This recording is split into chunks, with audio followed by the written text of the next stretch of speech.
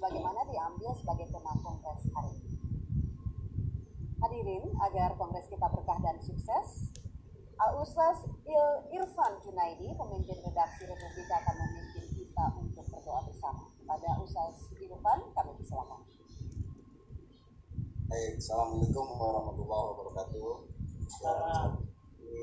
Bu Ani, terima kasih atas kesediaannya untuk bergabung pada pagi hari ini. Juga terima kasih nanti bergabung Mbak Hovifah dan Pak Tony, salam kenal dan terima kasih ini atas supportnya untuk pelaksanaan Kongres Lamsi yang kedua ini. Ini Bu Ani, teman-teman jahil nih Bu Ani, saya bukan ustaz sebenarnya, bukan kiai, tapi kalau kongres itu kayaknya baca doa terus sih. Baiklah teman-teman semuanya, izinkan saya untuk memimpin doa dalam cara Islam. Bapak Ibu sekalian, teman-teman semuanya yang beragama lain, mohon berkenan untuk menyesuaikan diri sesuai dengan agama dan kepercayaannya masing-masing. A'udzubillahi minasyaitonir rajim. Bismillahirrahmanirrahim. Hamdan syakirin, hamdan na'imin, hamdan yu'afi wa ni'amahu masidah. Ya Rabbana lakal hamdu kama yanbaghi li jalali wajhikal karim wa adili sultanik. Ya Allah, ya Tuhan kami, segala puji untukmu, pemelihara alam semesta. Segala puji atas karunia dan kenikmatan yang telah Engkau limpahkan kepada kami semuanya, sehingga pada pagi hari ini kami berikan nikmat sehat untuk bisa bergabung dalam acara Kongres Asosiasi Media Siber Indonesia yang kedua. Allahumma sholli wa sallim ala sayyidina Muhammad wa ala alihi wa sahbihi ajma'in. Ya Allah ya Rabbal Alamin, Tuhan semesta alam, kami agungkan namamu pada pagi hari ini, dan hanya kepadamu lah kami menyembah, dan hanya kepadamu lah kami bersyukur atas segala nikmat dan karunia yang telah Kau berikan kepada kami. Hari ini kami berkumpul untuk tujuan kebaikan, untuk saling bertukar pikiran, dan tentu saja berharap untuk bisa memberikan sumbangsih yang terbaik bagi bangsa ini yang sedang mengalami ujian pandemi. Ya Tuhan kami, berikanlah kepada kami kekuatan dan kemampuan untuk bisa melalui masa-masa pandemi ini dengan baik. Kala ujian ini telah berakhir. Ya Rabbana lakal hamd, hanya kepadamu lah kami memberikan pujian, dan hanya milikmu lah segala kebesaran. Rabbi shrah li sadri wa yassir li amri wahlul 'uqdatam min lisani yafqahu qawli. Ya Tuhanku, lapangkanlah dadaku, lancarkanlah lidahku, serta mudahkanlah segala urusanku. Allahumma arinal haqqa haqqa warzuqna ittiba'ah wa arinal batila batila warzuqna ijtinabah. Ya Allah, berikanlah kepada kami bahwa yang benar itu adalah benar, dan berikanlah kepada kami kekuatan dan kemampuan untuk menjalankannya. Tunjukkan pula kepada kami bahwa yang salah itu adalah salah, dan berikanlah kepada kami kekuatan dan kemampuan untuk meninggalkannya.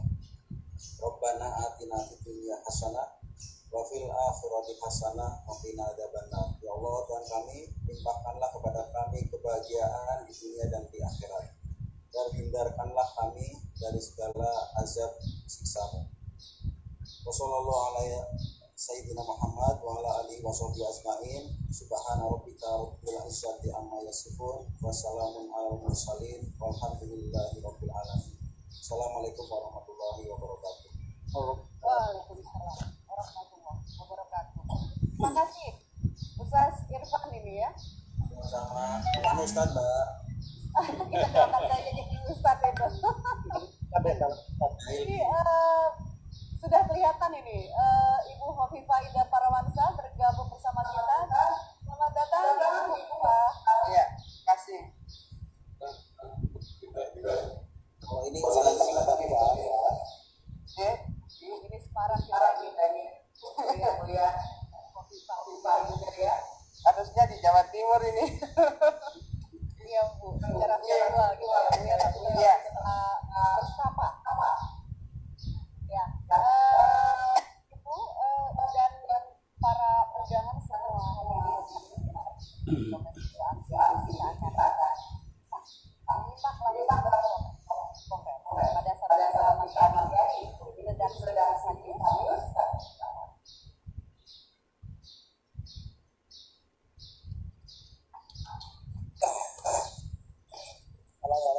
tahun yang berlalu.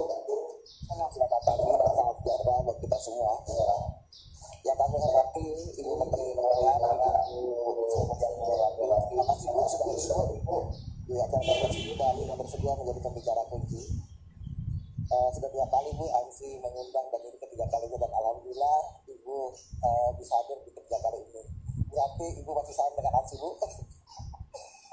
Ya, yang kami hormati itu biasanya Mas Heri itu pengarah. Yang kami hormati Ibu Gubernur Jatim, Ibu Kofifa Indar Parawansa. Mohon maaf Ibu, rencana kongres ANSI yang semula akan kami gelar di Surabaya seperti janji kami sebelumnya, namun kami lakukan secara virtual. Namun kongres ini meskipun secara virtual tetap semarak dengan kehadiran Ibu. Yang kami hormati Ketua Bayu Dewan Pers, Pak Hendy Cihabangun, Pak Hendy, lalu Ketua Umum ANSI, Pak Kawan, kita menyebutkan Pak Kawan. Lalu Sekjen ANSI, Billy Komal, lalu pengurus ANSI dan karyawan ANSI yang sudah hadir, dan ada Ketua Pengarah ANSI di sini, Mas Heri Prianto, dan undangan yang hadir, dan mohon maaf saya tidak bisa menyebutkan satu persatu, dan selamat datang di Kongres ANSI yang kedua ini. Bapak Ibu yang kami hormati, Kongres kedua merupakan forum tertinggi dari ANSI yang telah berusia 3 tahun. Merupakan amanat dari anggaran dasar, anggaran rumah tangga, organisasi. Sekaligus kita akan membahas berbagai persoalan termasuk suksesi kepemimpinan yang dilakukan 3 tahun lalu. Kita tahu bahwa 3 tahun lalu Kongres ANSI digelar di Jakarta dan dibuka oleh Kapolri Kala. Sejujurnya memang kongres ini diselenggarakan di Surabaya sesuai dengan keputusan rapat pengurus tahun 2019. Akan tetapi karena pandemi COVID-19 maka diputuskan kongres digelar secara virtual, namun tanpa mengurangi kolektivitas organisasi. Selain mematangkan anggaran dasar dan anggaran rumah tangga, kami juga akan membahas program-program 3 tahun ke depan, dan tentunya kongres ini akan memilih ketua dan sekjen ANSI yang baru dan membentuk kepengurusan di 2020 tahun 2023 hingga 2023. Diharapkan pengurusan baru ini bisa melanjutkan program-program penguatan organisasi dan sumbangsi dalam pembenahan ekosistem digital dan media internet di Indonesia. Kami juga bertujuan untuk menguatkan kemandirian ekosistem digital Indonesia dengan menghasilkan rekomendasi kepada pemerintah yang bisa dijadikan dasar kebijakan dalam membangun ekosistem digital, tentunya yang berpihak kepada kepentingan nasional. Ini pesan ini tersebut, Terakhir, saya ucapkan terima kasih kepada seluruh pengurus, panitia SC, SC, serta tim teknis, dan khususnya kepada tim Duta 1 yang memastikan acara ini terselenggara dengan baik. Akhir kata sambutan ini saya tutup dengan pantun. Ini rambutan di jembatan besi, tidak lupa memilih durian. Selamat berkongres untuk ANSI, semoga bisa memilih pemimpin yang keren. Wassalamualaikum warahmatullahi wabarakatuh. Waalaikumsalam. Wah, ini terima kasih nih Mas Mariadi. Kalau saya nggak siap teman untuk acara kongres kedua ANSI ya. Kalau Mas Mariadi ini Pak Ketua Panitia ini tidak mau nih kalau saya panggil Pak. Soalnya kita ketemu tiap hari ya di DPR ya. Iya, kita Sri Mulyani kita. Keuangan di kabinetnya Pak SBY ya, Mas Mariadi ya. Iya, betul. Ya. Selanjutnya hadirin dan peserta kongres. Ini kita simak pidato Ketua Umum ANSI, Bung Wenceslaus Manggun, COO Kapan Lagi Network. Nah, kalau yang ini kerjanya dipanggil Kak Wens. Ya, Kak Wens, silakan. Terima kasih. Wassalamualaikum warahmatullahi wabarakatuh. Waalaikumsalam. Selamat siang teman-teman semuanya. Yang terhormat Bu Sri Mulyani, Menteri Keuangan, ya, pagi-pagi Ibu. Yang terhormat Ibu Gubernur Jawa Timur Kofifa, terima kasih banyak sudah hadir di sini pada pagi hari ini. Walaupun dalam rencana awal kita memang dan sudah izin juga ke Ibu Zoom meeting sebelumnya bahwa kita akan kongres di Jawa Timur, dan teman-teman di Jawa Timur juga sudah mempersiapkan semuanya.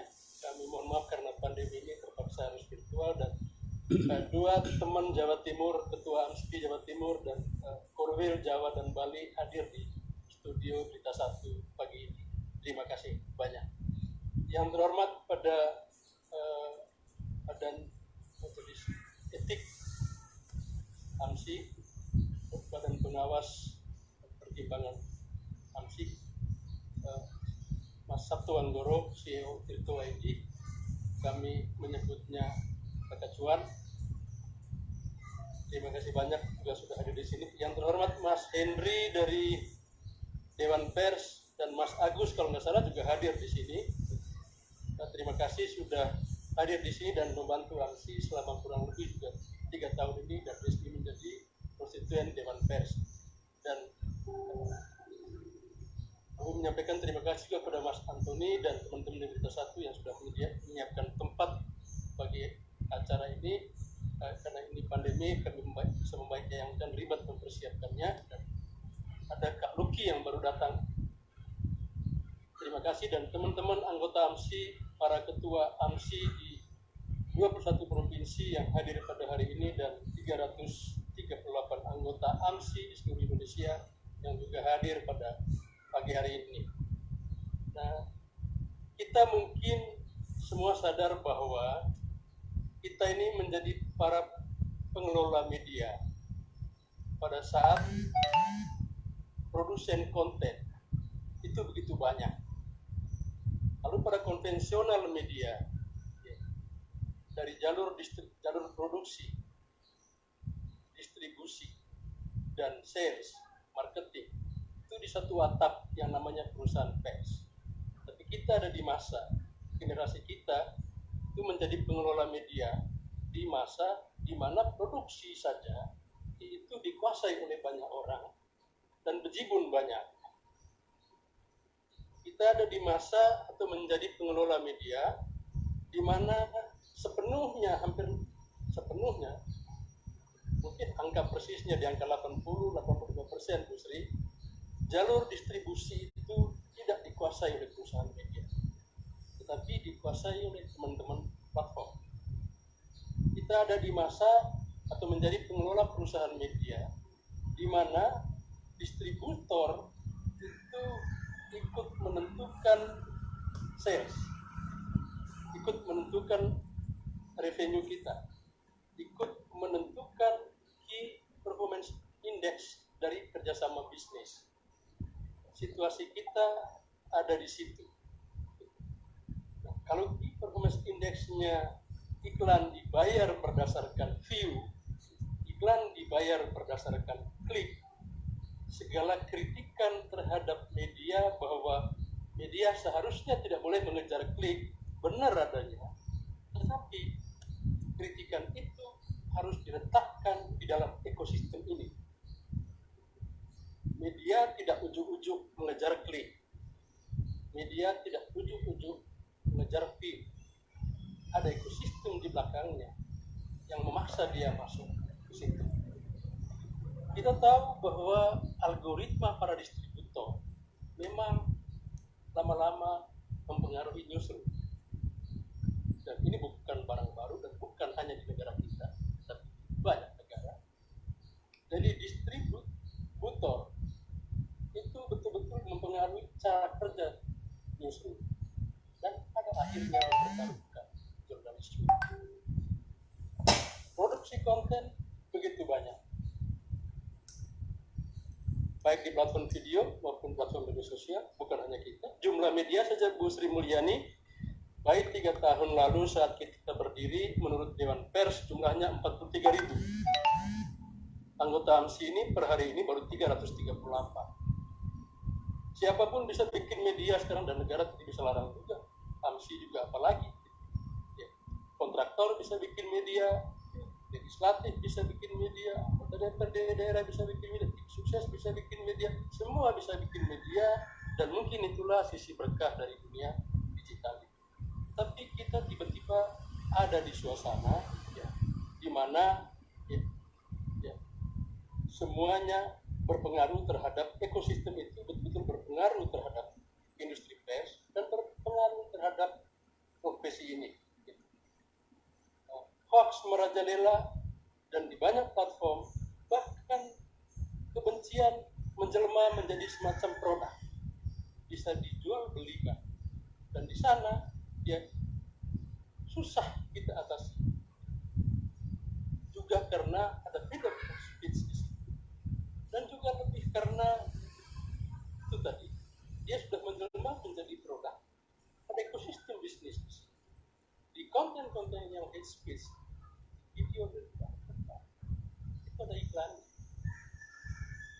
iklan, dia lama-lama menjelma menjadi ekosistem bisnis. Lalu apa yang kita lakukan selama 3 tahun? Pertama, saya berterima kasih kepada teman-teman AMSI karena menginisiasi bersama elemen masyarakat yang ada di luar sana, menginisiasi betul, Mafindo menginisiasi cek fakta. Semua media melakukan cek fakta atas hoax yang beredar di platform, dan juga memang kerjasama dengan platform atas cek fakta ini. Lalu diterminalkan di cekfakta.com dan dipumping di semua website media massa, media teman-teman AMS. Ini upaya kita. Tetapi rasanya upaya ini juga tidak banyak efeknya. Ya, ada manfaatnya, tapi tidak seperti yang kita harapkan. Gitu. Lebih juga karena itu tadi, bahwa hate speech pun hoax sudah menjelma menjadi semacam produk. Ada brand yang masuk ke sana.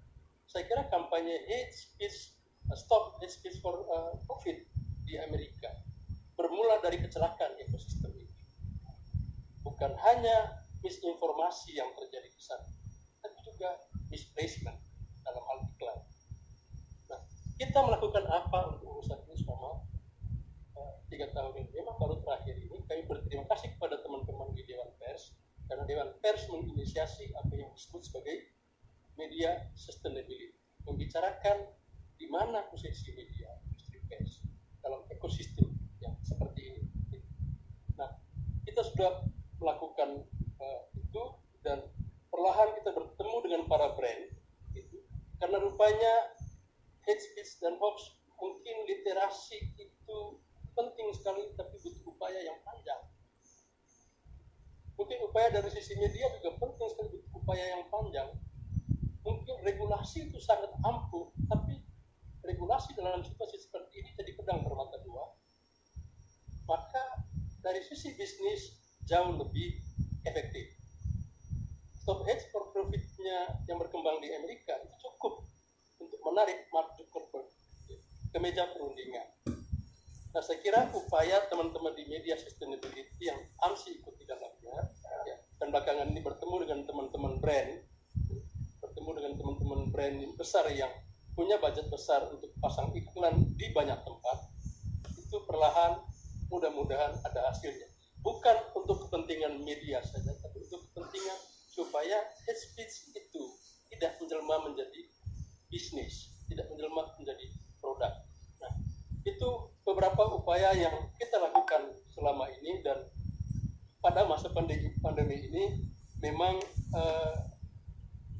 kami melakukan survei beberapa media, teman-teman banyak yang kesulitan. Ada upaya yang kita lakukan dan sudah kita share juga kepada teman-teman, dan beberapa upaya itu saya kira juga terlaksana, terutama karena teman-teman di Dewan Pers, dan kalau nanti dieksekusi, saya kira kita semua patut berterima kasih kepada Menteri Keuangan kita, Ibu Sri Mulyani. Terima kasih. Wassalamualaikum warahmatullahi wabarakatuh. Waalaikumsalam. Waalaikumsalam warahmatullahi wabarakatuh. Terima kasih Kak Wens. Ini semakin menegaskan ya bahwa memang tugas media terutama di AMSI ini masih panjang dan terus berkelanjutan untuk terus melakukan literasi. Ya. Selanjutnya kita juga mengundang Wakil Ketua Dewan Pers Bapak Henry Cihabangun untuk memberi kata sambutan. Pak Henry, kami persilakan. Baik, terima kasih Mbak. Assalamualaikum warahmatullahi wabarakatuh. Salam sejahtera buat kita semua. Selamat siang, Ibu Sri, Ibu Hovifah, Bang Wens, Mas Mariadi, dan para pengurus AMSI yang saya hormati. Pertama-tama saya menyampaikan permohonan maaf Pak Ketua yang kebetulan tidak bisa tampil di acara ini karena sesuatu hal, sehingga saya berbicara mewakili beliau. Pertama-tama kami Dewan Pers menyampaikan selamat berkongres kepada AMSI ya, yang sejak tahun ini bulan Mei lalu menjadi konstituen Dewan Pers. Memang sesuai dengan peraturan bahwa pergantian pengurus itu dilakukan secara berkala dalam sebuah proses yang disebut kongres, munas, dan sebagainya. Saya kira ini salah satu bentuk pertanggungjawaban organisasi yang baik. Yang kedua, tadi sudah disebutkan oleh Bang Wens, memang banyak sekali tantangan yang dihadapi pada saat ini, dan kami di Dewan Pers yang berusaha menyerap aspirasi baik dari organisasi maupun dari daerah-daerah, berinisiatif melakukan atau membentuk Satgas Media Sustainability yang dipimpin Mas Agus Sudibjo, dan saya kira sudah melangkah jauh. Dan terakhir ya, saya kira kita sudah sampai pada titik-titik di mana pemerintah sudah siap untuk memberi katakanlah insentif ataupun bantuan ataupun apapun yang tujuannya tidak lain agar perusahaan pers sebagaimana perusahaan-perusahaan yang lain juga dapat hidup, dapat melanjutkan kegiatannya, terutama agar tidak terjadi pemutusan hubungan kerja. Yang ketiga, kami menyadari betul bahwa teman-teman di AMSI yang menghimpun sebagian besar media-media cyber, media online mainstream ya, memiliki peran yang sangat besar dalam mencarikan solusi atas keadaan-keadaan yang kita hadapi sekarang. Memang terkadang terasa ada konflik ya. Jadi kami di Dewan Pers ini sebagai lembaga yang melakukan pengawasan etik itu melihat bahwa teman-teman ini terlalu mengejar sisi bisnis ya. Jadi tadi disebut juga misalnya clickbait ya, yang penting cepat meskipun salah misalnya begitu ya. Tetapi kami juga menyadari bahwa kadang-kadang dalam situasi yang seperti sekarang ini, yang mungkin saja mirip dengan dulu yang disebut Bung Karno tahun Vivere Pericoloso gitu ya, memang harus ada jalan supaya bertahan dulu. Nah ini yang saya kira nanti ya, supaya kepercayaan masyarakat kepada media massa itu tidak turun ya, tidak anjlok, dan tetap dapat dikelola dengan baik. Memang kami tentu berharap bahwa secara ekonomis nanti mampu bertahan, tetapi juga tetap secara etis misalnya tidak melanggar apa-apa yang sudah kita sepakati bersama. Memang ini seperti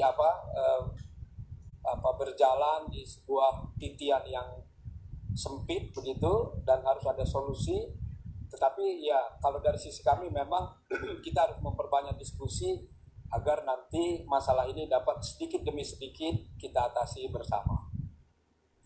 Berikutnya kami di Dewan Pers percaya ya bahwa sumber daya manusia di AMSI ini nanti juga akan dapat berperan langsung ya, mencarikan solusi bagi semua, tidak hanya menjadi anggotanya ya, tidak hanya bagi anggota AMSI, tetapi bagi semua pelaku bisnis pers ya, perusahaan pers baik yang besar maupun yang kecil. Katakanlah misalnya dengan memberikan solusi bagaimana mengikat ya, tadi disebut brand-brand itu untuk memberi peluang yang sama. Kemudian di satu sisi juga nanti bisa katakanlah meminta agar pemerintah itu melakukan campur tangan yang dalam koridor-koridor yang masih kita bisa sepakati bersama, sehingga nanti kita dapat bertahan di dalam ujian pandemi yang sangat berat ini. Saya kira kami Dewan Pers menyambut baik ya, semoga kongres ini lancar, nanti program-programnya dapat dilakukan dibuat dengan baik. Dan kalau Bang Wen sini nggak tahu saya apakah masih mau jadi ketua atau tidak ya. Di masa sulit biasanya orang malas jadi ketua ini. Tapi dengan ada pemilihan pengurus, saya kira nanti teman-teman AMSI paling tahu siapa yang paling pantas untuk menjadi nakoda organisasinya. Sekali lagi selamat, semoga semua berjalan lancar. Terima kasih. Assalamualaikum warahmatullahi wabarakatuh. Waalaikumsalam warahmatullahi wabarakatuh. Terima kasih Pak Hen. Terima kasih juga supportnya.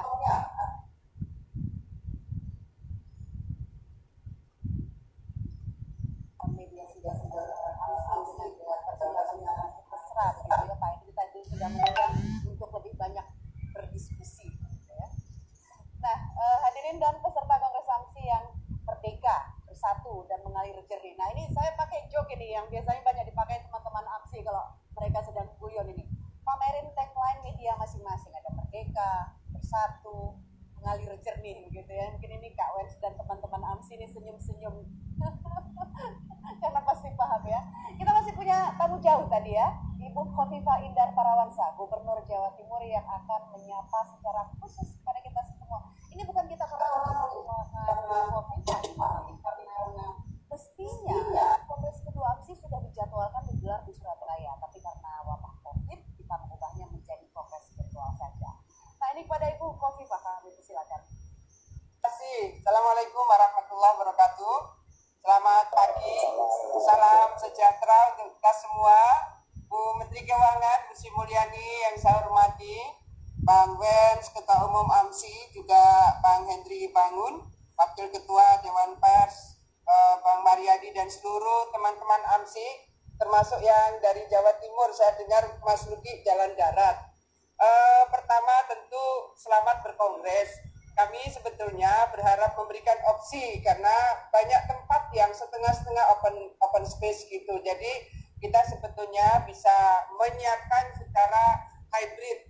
Jadi ada yang dilakukan secara langsung, ada yang dilakukan secara virtual. Tapi selamat kongres kedua ini akhirnya dilaksanakan di Jakarta. Tapi saya dan kami di Jawa Timur tetap menunggu. Mungkin ada raker atau rakor dalam jumlah yang barangkali bisa ditentukan, tetap bisa gitu. Banyak tempat-tempat indah kita bisa melakukan open space. Jadi tetap kami akan menunggu kapan AMSI berkenan untuk bisa bareng-bareng sama kami warga Jawa Timur.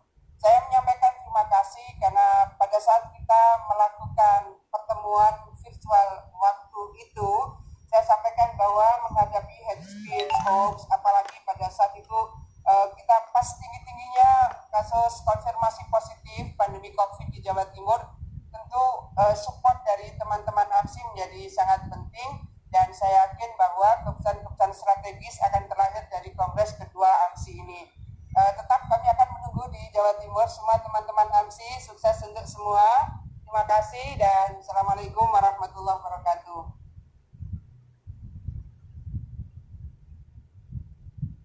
Bu Khofifah ini mengundang ya. Ini insya Allah ini AMSI di Jawa Timur ini super solid ya, sehingga bisa merayu seluruh pengurus AMSI di 21 provinsi agar kongres ketiga nanti bisa diboyong ke Surabaya ya Bu Khofifah ya.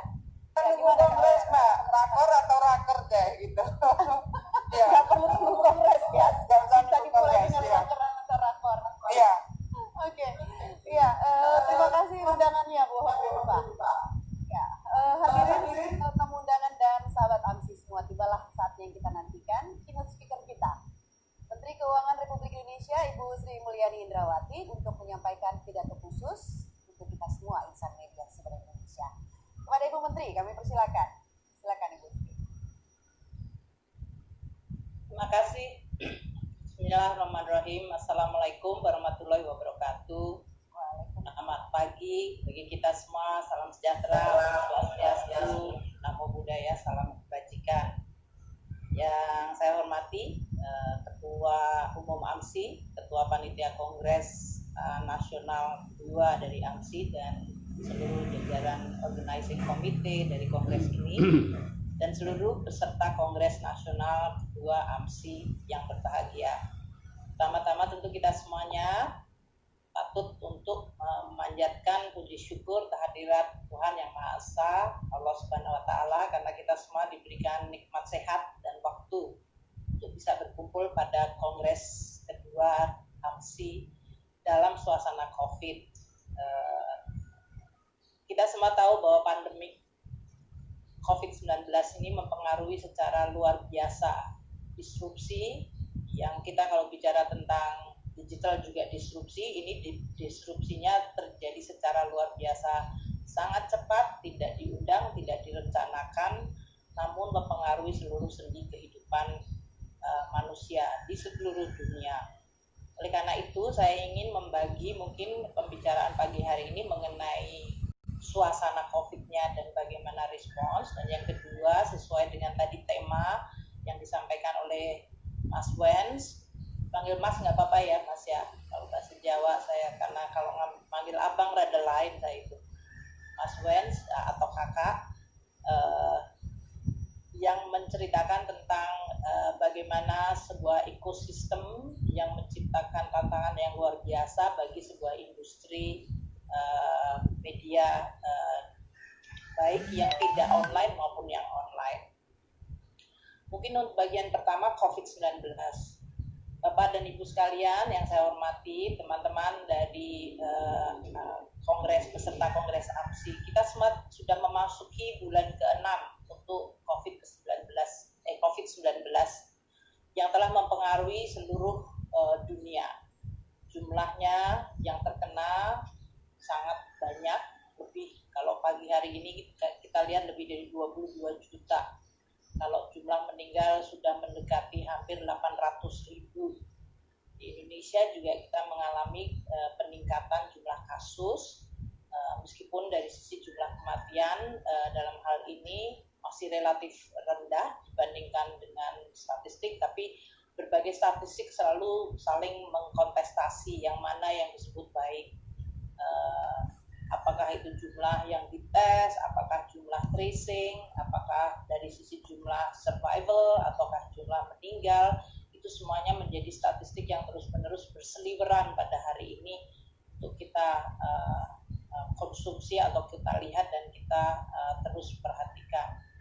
Namun poinnya adalah COVID-19 ini mempengaruhi secara luar biasa, sangat-sangat fundamental. Dan karena fundamentalnya juga karena tidak direncana, dan ini terjadi di semua negara. Negara yang kecil yang relatif bisa mengontrol hampir semua aspek kehidupan masyarakatnya seperti Singapura atau kemarin New Zealand yang melakukan tahap-tahap luar biasa untuk bisa menjaga dan mengkontain COVID-19. Terjadi outbreak yang dari sisi yang selalu tidak terduga, sehingga muncul second wave dan pemutusan dari tali penularan COVID ini menyebabkan aspek sosial ekonominya menjadi terkorbankan. Dan ini merupakan suatu pilihan yang luar biasa rumit untuk semua policy maker di dunia. Gak ada satupun saya rasa Perdana Menteri, Presiden, atau menteri-menteri negara lain yang menganggap ini adalah persoalan yang sepele atau trivial. Jadi ini adalah tantangan public policy yang luar biasa dari sisi kesehatan, dari masalah sosial, dari sisi survivabilitas dari usaha kecil menengah, korporasi, sektor keuangan, semuanya menimbulkan implikasi kepada manusianya. Oleh karena itu pemerintah telah melakukan langkah-langkah yang sifatnya juga extraordinary, sangat luar biasa, tidak biasa dan luar biasa. Jadi exceptional dan extraordinary, karena memang situasinya sama sekali bukan situasi biasa. Langkah-langkah seperti menyampaikan Perpu oleh Bapak Presiden yang dijadikan landasan bagi kami untuk dari sisi keuangan negara merespon secara luar biasa, tidak biasa dalam situasi COVID ini. Jadi APBN kita 2020 saja sudah mengalami perubahan 2 kali, yaitu melalui Perpres 54 dan Perpres 72, hanya dalam kurun waktu kurang dari 3 bulan sejak disampaikannya Perpu. Dan di sini kita mencoba untuk memberikan landasan bagi pemerintah untuk bisa merespons baik di pusat maupun di daerah. Anggaran untuk bidang kesehatan ditingkatkan secara luar biasa hingga lebih dari 87 triliun on top of yang sudah dialokasikan.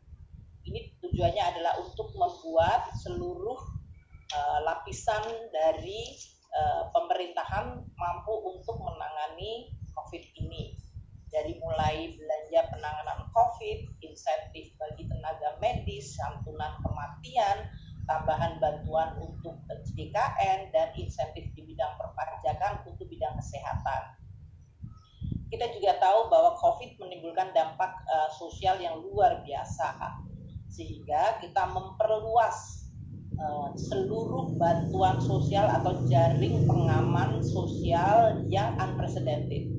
Saya pernah menjadi Menteri Keuangan dulu zaman Pak SBY, kita juga menghadapi berbagai gejolak-gejolak, namun yang betul-betul mencoba untuk memperluas bansos karena ini COVID tidak pandang bulu. Mungkin ini adalah sesuatu yang luar biasa. Dari 10 juta PKH yang dulu ini sudah dimulai dari zaman Pak SBY, ditambah dengan sembako jadi 20 juta keluarga penerima, ditambah 9 juta di atas itu, termasuk yang di Jabodetabek dan non Jabodetabek, jadi 29 juta plus 11 juta dari desa yang dikonversikan menjadi BLT, jadi 29 plus 9 yang berada di dan tinggal di pedesaan. Itu masih di luar 5,6 juta untuk kartu prakerja, plus lebih dari 30 juta yang mendapatkan diskon listrik, dari 450 VA yang digratiskan selama sampai dengan Desember, dan yang 900 VA yang diberikan diskon 50%. Itu adalah masif jaring pengaman sosial yang dilakukan karena kita memang melihat COVID itu luar biasa dampaknya. Tidak pandang bulu dan terutama kepada masyarakat paling bawah dampaknya tidak bisa ditunda dan langsung. Oleh karena itu memang perlindungan sosial menjadi salah satu aspek dari keuangan negara yang diperluas. Lebih dari 203 triliun dialokasikan untuk itu. Ini belum saya masukkan, mungkin pemerintah daerah tempatnya Bu Khofifah pasti menggunakan APBD-nya yang juga mungkin mengalami dampak yang luar biasa, tapi tetap memprioritaskan untuk membantu masyarakat. Kemudian kita juga memberikan bantuan pada usaha kecil menengah yang merupakan salah satu backbone bagi jaring pengaman dan juga sekaligus penciptaan kesempatan kerja. Kita memberikan dari mulai penundaan pembayaran cicilan, memberikan bantuan untuk bunganya dibebaskan, dan memberikan bantuan baru dalam bentuk bantuan produktif, plus kita memberikan juga sekarang jaminan bagi kredit baru. Ini tujuannya supaya ekonomi nggak berhenti. Tadi Mas Wens mengatakan tentang survivability. Kita juga bicara tentang survivability. Pak Henry juga mengatakan survivability. Ini sekarang yang kita pertaruhkan adalah survivability dari keseluruhan perekonomian Indonesia dan kegiatan masyarakat. Oleh karena itu kita akan terus memberikan dan terus memfokuskan apalagi yang perlu dilakukan. Dan saya juga harus jujur bahwa ini tidak ada yang disebut template final, karena kondisinya bergerak terus. Kalau kita bicara tentang COVID, kita bicara tentang ekonomi mengalami kontraksi, itu aspek ekonominya. Kuartal 1 turun dari biasanya 5% menjadi 2,97, kuartal kedua bahkan kontraksi 5,3. Di negara lain kontraksinya bisa dalam sekali di atas belasan bahkan puluhan persen. Dan kita masih berharap dan mencoba sekuat tenaga kuartal ketiga kita bisa lebih baik dengan melalui berbagai instrumen. Itu baru dari sisi aspek ekonominya, dari statistik growth. Tapi kalau kita lihat dimensi lainnya, itu luar biasa dampaknya. Yang tadi saya sebutkan, sosial maupun terutama untuk usaha kecil menengah. Jadi pemerintah dengan 695 triliun itu merupakan suatu apa yang disebut wadah awal, namun isinya kita masih bisa terus melakukan kalibrasi. Seperti yang sekarang dilakukan pada bulan Agustus, kita memberikan bantuan produktif untuk lebih dari 9 juta usaha kecil menengah. Itu di atas yang tadi sudah saya sampaikan. Kemudian pemerintah bahkan memberikan bantuan kepada mereka yang income-nya di bawah 5 juta. Ini berarti tadi 20 juta, 29 juta plus 11 juta di pedesaan, plus sekarang yang masih bekerja diberikan tambahan, plus yang masih survive kita berikan bantuan, plus yang dalam hal ini kalau mereka minta kredit baru dijamin oleh pemerintah. Ini tujuannya supaya ekonomi nggak berhenti aja. Karena kalau begitu dia berhenti dan kemudian jatuh, dalam hal ini company menjadi bangkrut, suasana atau tantangannya akan menjadi berbeda sama sekali. Jadi ini adalah yang tadi disebutkan oleh Mas Henry, vivere pericoloso kalau kita mengatakan ya dalam situasi struggle for survival yang kita all out menggunakan semua instrumen. Nah, APBN menggunakan instrumen dari mulai penerimaan negara, perpajakan, kita berikan semua apa yang disebut insentif perpajakan, mulai dari pajak karyawan. Jadi kalau karyawan yang pendapatannya di bawah 200 juta per tahun, pajaknya ditanggung pemerintah. Pajak untuk pembebasan bea masuk, pajak PPN yang cepat untuk dikembalikan, PPh untuk korporasi atau perusahaan, kalau dalam hal ini AMSI tadi lebih dari berapa jumlah pesertanya, 338 perusahaan, maka PPh-nya yang maksa diturunkan 50% dari yang 30%.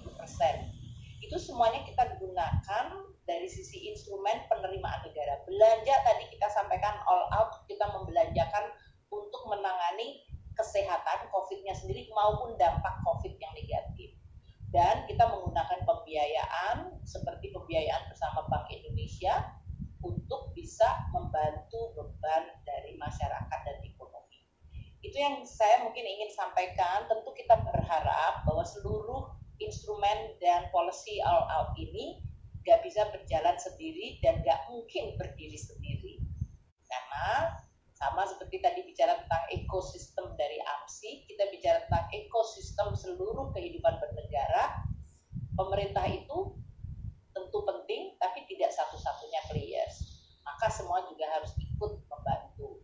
Kalau sekarang kita bicara tentang untuk mencegah second wave, kita bagaimana menciptakan kegiatan yang produktif tapi aman COVID, itu semuanya membutuhkan peran serta kita semuanya. Dan tentu dalam hal ini AMSI atau media massa menjadi salah satu yang menjadi sangat penting untuk ikut membantu, mengedukasi, memberikan pemahaman, menimbulkan lifestyle baru supaya orang tahu bahwa ini bukan pilihan lagi, tapi suatu keharusan bagi kepentingan bersama. Nah, sekarang saya masuk pada Kongres AMSI yang kita bicara tentang media. Saya tentu senang tadi mendengar bahwa saya sempat Google waktu Mas Heri bilang, Ibu tolong, kita sudah minta berkali-kali di Kongres, Ibu nggak pernah datang, baru sekarang ini bersedia.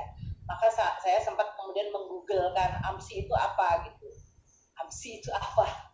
Pertama karena baru 2 minggu yang lalu saya ketemu sama Dewan Pers dan kita sudah bicara mengenai beberapa hal tadi yang disebutkan Pak Henry, survivability dari dunia media atau industri media dalam suasana ini, baik yang konvensional maupun yang digital. Saya tiap pagi masih menerima koran dan saya senang karena dari dulu itu kesenangan saya pagi adalah minum teh sambil baca koran. Itu mungkin untuk generasi milenial, anak saya lihat nggak pernah pegang koran. Saya khawatir betul itu. Namun buat saya itu adalah sesuatu yang masih saya butuhkan. Dan kemarin teman-teman dari Dewan Pers menyampaikan beberapa hal untuk bisa membantu survivability dari media yang sifatnya konvensional cetak itu. Maka saya sampaikan untuk teman-teman media, untuk PPN bahan baku kertas kita sudah menetapkan ditanggung pemerintah. Jadi mulai Agustus ini PPN-nya ditanggung oleh pemerintah. PMK-nya sudah akan keluar, sudah diharmonisasi.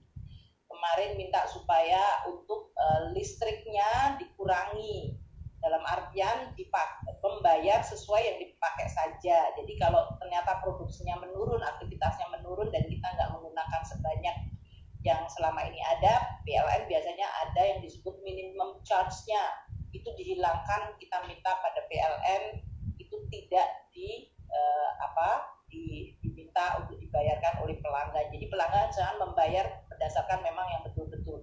Ini kita gunakan tidak hanya untuk media tapi juga untuk industri, bisnis dan sosial, sehingga mereka bisa mendapatkan keringanan.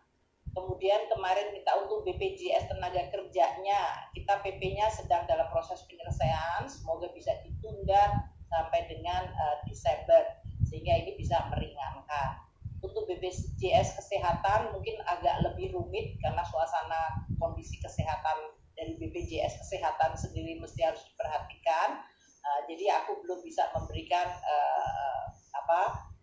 keputusan untuk hal itu, nanti akan kita lihat apakah perlu.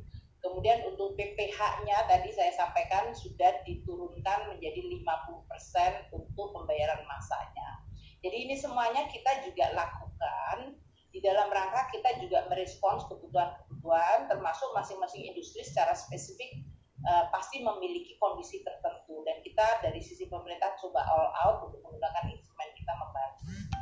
Saya senang bahwa AMSI salah satunya yang saya lihat selain sesudah menjadi anggota Dewan Pers, tadi disampaikan oleh Mas Wens, tantangan yang luar biasa, yaitu ingin memerangi disinformasi, misinformasi, atau hoax, atau tadi hate.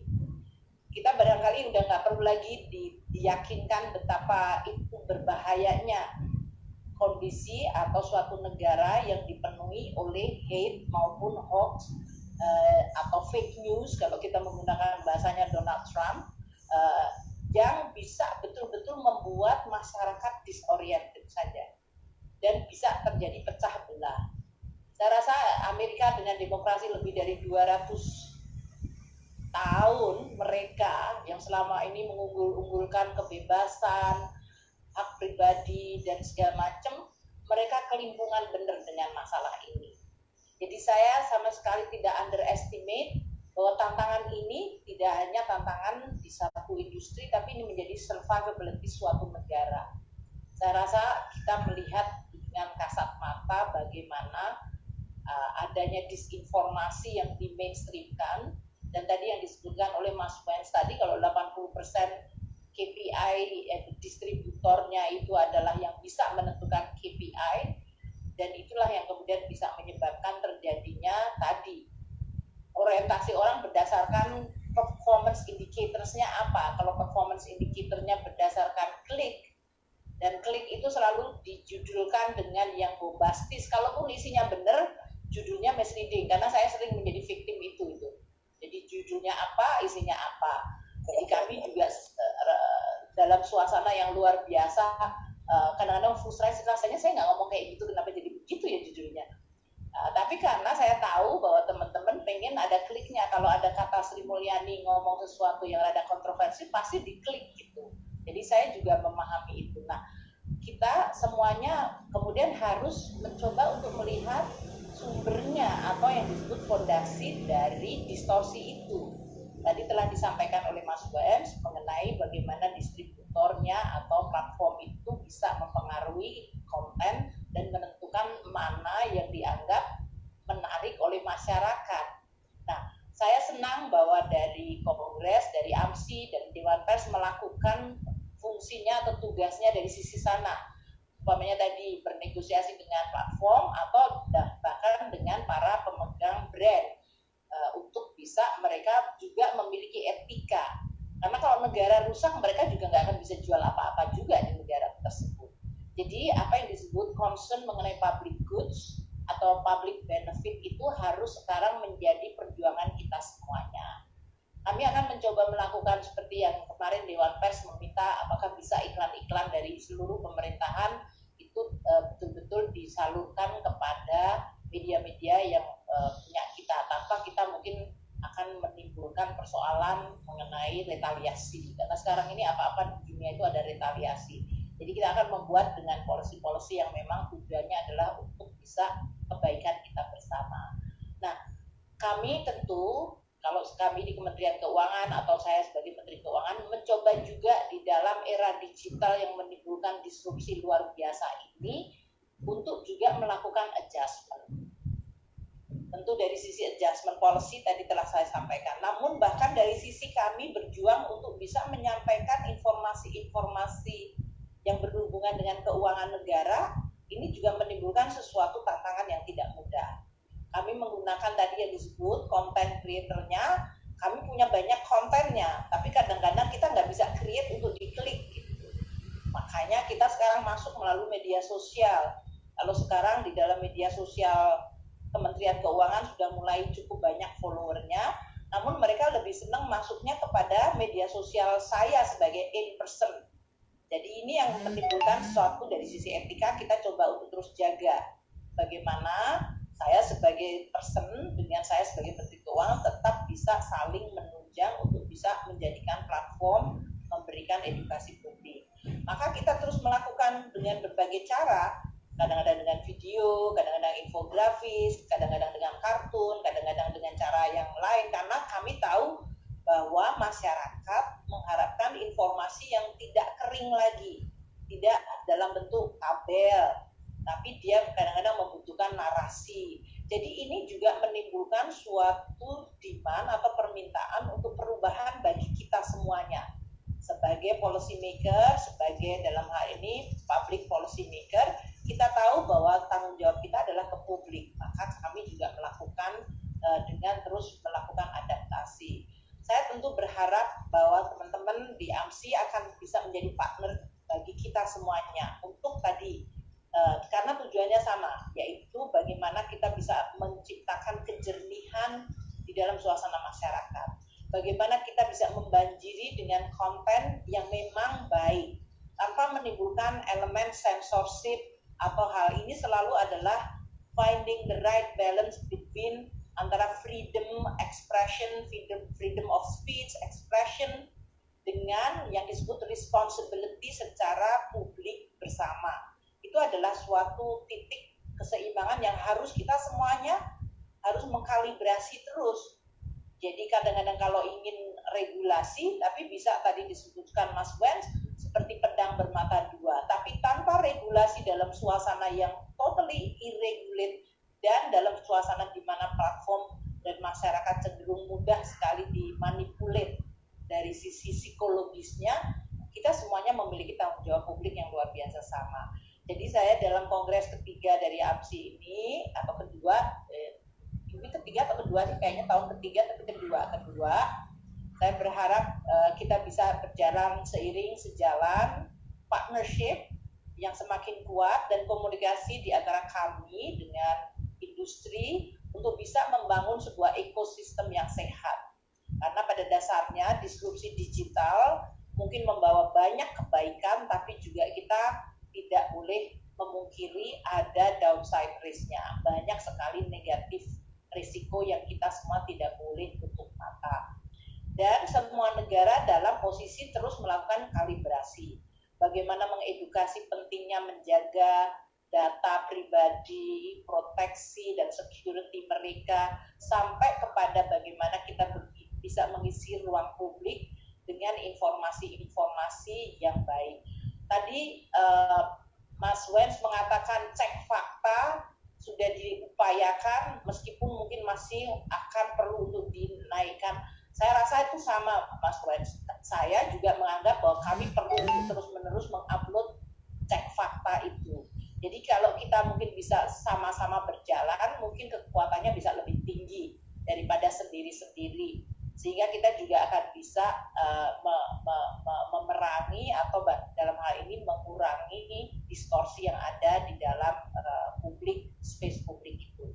Saya mungkin ingin menutup dengan dua hal. Satu, kalau saya bicara tentang disrupsi digital dan terutama mengenai informasi dan terutama tadi kita bicara tentang ekosistem.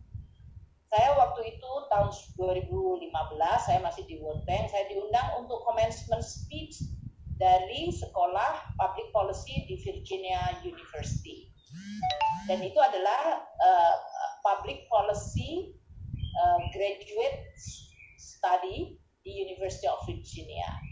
Waktu itu saya mengatakan, ironi dari situasi dengan adanya information technology dan digitalisasi dari keseluruhan yang menyebabkan segala sesuatu menjadi efisien dan cepat, dan juga akses terhadap informasi menjadi begitu sangat luas, atau kita sebutnya demokratisasi dari informasi. Maka ironinya, kita dulu bayangannya, terutama waktu kita zaman Pak Harto di mana terlalu banyak sensor dan segala macam, kita nganggap kebebasan media, pers, berekspresi berekspresi itu akan menjadi cure yang sangat luar biasa. Sekarang dengan kebebasan dan akses, tidak menjamin orang mengambil atau mendapatkan informasi yang benar. Karena tadi informasi antara yang sampah, distorted, disinformasi, itu mungkin jauh lebih banyak dari yang tadi disebutkan aliran yang jernih tadi yang disebutkan oleh MC-nya atau Pak tadi. Itu adalah merupakan suatu kompetisi, dan ini distorsi ini terutama untuk generasi anak-anak kita, anak-anak saya, milenial yang disebut. Kalau dulu saya mahasiswa, saya menyebutkan dalam speech saya, struggle untuk dapat textbook reference itu harus antre di perpustakaan. Untuk bisa dapat data, kita harus pergi ke suatu kantor pemerintah untuk dapat statistik atau yang lain. Sekarang in a very second click, kalau saya ngajar di Fakultas Ekonomi UI, mahasiswa saya langsung bisa, coba kamu langsung klik BPS, berapa GDP kita hari ini. It's just like in a second dia dapatkan. Dulu kita waktu mahasiswa nggak seperti itu. Namun ironinya yang tadi saya sebutkan, dengan keterbukaan informasi dan akses yang luar biasa, tidak menjamin publik menjadi lebih well educated and well informed. Karena tadi yang disebutkan oleh Mas Wens tadi adalah konten creatornya ya semuanya, dan banyak yang punya tujuan lain membuat konten yang lebih menarik walaupun salah. Mas Henry tadi menyebutkan, dan itu yang kita rasakan, pokoknya yang penting cepat, belum tentu akurat. Kalau media konvensional dulu kan ada editor, ada yang melihat, bahkan kalau satu berita pasti at least make sure bahwa ada dua sisi pandangan dalam satu artikel, sehingga apa yang disebut balance. Sekarang kan enggak, ceplok aja, kalau semakin kata-katanya sangat kontroversial pasti jadi headline dan kemudian di frame. Makanya saya sebagai pejabat publik itu kayak ngomong kayak gini aja, di otak saya kerjanya 5 kali lebih keras, karena jangan sampai ini menjadi clickbait tadi. Ini yang menjadi sesuatu yang harus kita khawatirkan, karena kita tidak ingin mendistorsi konten yang kita omongkan yang sebetulnya mungkin isinya baik. Nah inilah yang saya mungkin kita sampaikan, bahwa tantangan kita adalah ironi, bahwa dengan keterbukaan dan akses dan teknologi yang luar biasa cepat, ironinya rakyat dan masyarakat tidak selalu mendapatkan apa yang disebut the best interest of public, yaitu interest publik yang harus kita jaga bersama. Dan ini nggak mungkin ditangani oleh satu player. Industri dalam hal ini pemerintah nggak mungkin. Maka saya mungkin menutup dengan mengatakan mari kita bekerja sama untuk menjaga bumi Indonesia ini dari kemampuan kita untuk menangani disrupsi, bukannya menolak disrupsi, tapi mengelola disrupsi agar dia menjadi produktif dan menjadi positif bagi kehidupan kita bernegara. Pantunnya kira-kira seperti ini. Goes pagi bersandar jepit, seraya menatap sang mentari. Kongres AMSI di masa COVID tetap semangat menjaga negeri. Selamat berkongres untuk AMSI. Terima kasih, semangat semuanya. Wassalamualaikum warahmatullahi wabarakatuh. Om Santi Santi Santi Om. Salam sejahtera. Salam sehat. Salam sehat. Luar biasa ini pantun Bu Menteri ini ya pagi-pagi ya. Ya tadi kami mohon maaf juga ini kepada penonton YouTube ya. Tadi ada sedikit sebentar masalah di audio, gangguan audio. Semoga secara keseluruhan bisa menangkap ya makna dan apa pesan yang disampaikan oleh para panelis, termasuk Ibu Speaker ya, Ibu Mulyani tadi ya. Ini saya mengulangi sedikit lagi nih apa yang disampaikan oleh Bu Ani tadi, bahwa era digital dan pandemi ini memang membuat disrupsi yang luar biasa gitu ya buat kita. Dan menurut Bu Menteri tadi, ini kita masanya struggle for survival. Dan tadi juga Ibu Menteri menekankan concern soal ujaran kebencian dan hoax gitu ya. Ini tentunya Bu, ini AMSI, teman-teman AMSI ini tidak akan lelah-lelahnya untuk terus-menerus melakukan literasi media, khususnya media digital ini ya. Ada 338 anggota AMSI ya, Kak Wens ya. koreksi kalau saya salah saat ini, semoga nanti akan terus bertambah sehingga kita bisa bersama-sama ya, seiring sejalan ya, untuk menguatkan negeri seperti pantunnya Bu Sri Mulyani tadi ya, tetap menjaga negeri. Betul ya. Ulang lagi pantunnya Mbak. Ya. Mbak, ini mau pagi. Diulang lagi ya. Goes pagi bersandal jepit, seraya menatap sang mentari. Kongres AMSI di masa COVID tetap semangat menjaga negeri. Ya. Amin. Terima kasih ya. Aku pamit ya. Terima kasih Ibu. Terima kasih. Terima kasih semuanya. Bu Kofifa, sehat terus Bu Kofifa semuanya. Ibu Sri, Sehat, satu sukses. menit kami mohon untuk simbolis kita akan meresmikan Kongres AMSI. Ya, nah ini saatnya. Terima kasih sekali lagi kepada keynote speaker kita dan Bapak Ibu panelis serta pengurus AMSI sekalian. Saatnya kita bersiap untuk membuka secara resmi Kongres pagi ini. Mari kita bersama-sama memulainya dengan menyentuhkan tangan kita ke layar monitor masing-masing. Ini ada dua cara ini, boleh dengan tanda victory ya, 2 jari maupun telapak tangan. Gitu ya. Kalau victory itu juga tanda sebagai Kongres kedua AMSI begitu ya. Saya kasih aba-aba ya, Bapak Ibu sekalian semua ya. Tunggu aba-aba dari saya. 1, 2, 3, 4, 5.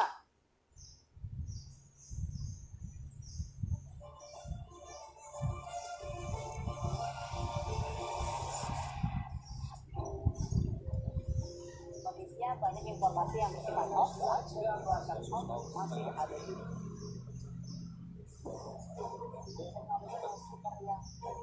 atau kabar bohong terkait COVID-19 sebanyak 30 berita bohong atau hoax.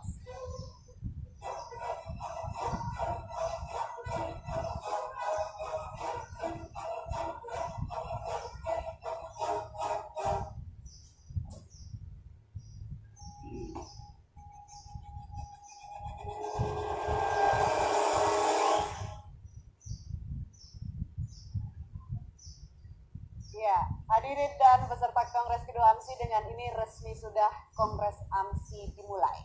Saya Rika Amru dan seluruh kerabat kerja panitia yang bertugas di lantai 11 Gedung Berita 1 Plaza Jakarta menyampaikan selamat berkongres.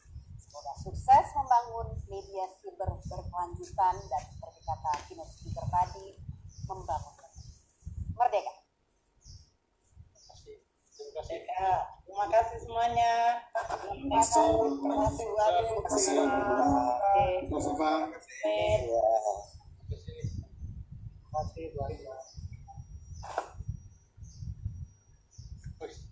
Bu Mary. Kita lanjutkan ya. Masa pulang lah.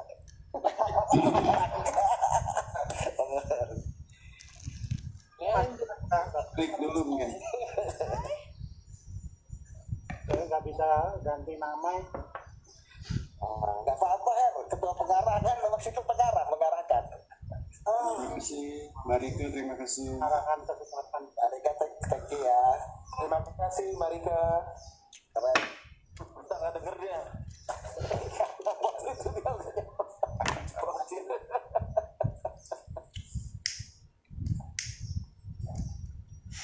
Oke. Waktu ini. Nggak mau merokok. Yang paling saya langsung kopi, bawa rokok.